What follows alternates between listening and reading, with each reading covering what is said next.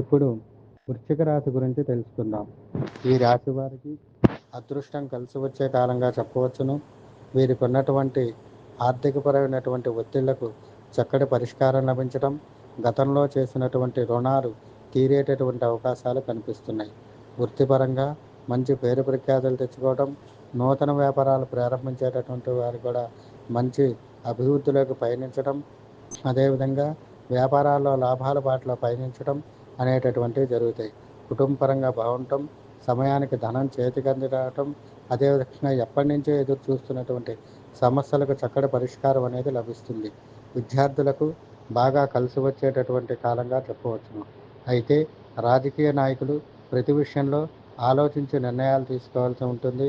తొందరపాటు నిర్ణయాల వలన కొంచెం చికాకులు తలెత్తాయి, అపనిందన పడేటటువంటి అవకాశాలు ఉన్నాయి.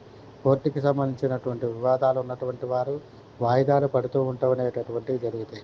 అయితే గృహంలో ఎప్పటి నుంచో శుభకార్యాల కోసం ఎదురు చూసేటటువంటి వారు కానీ, అదేవిధంగా గృహం కొనుగోలు చేసేటటువంటి వారికి కానీ ఈ వారం కూడా నిరుత్సాహంతో ఉండటం అనేది జరుగుతుంది. ప్రతి పనిలోనూ వాయిదాలు పడటము, ఆలస్యం అనేటటువంటివి జరుగుతాయి. అదేవిధంగా ఈ రాశికి సంబంధించినటువంటి వారు నూతన వాహనాలు కొనుగోలు చేసేటటువంటి అవకాశం ఉంది. దాంతోపాటుగా ఏవైతే సమస్యలు ఉన్నాయో వాటిని వారం ద్వితీయార్థం నుంచి వీరికి అనుకూలించడం అనేది జరుగుతాయి.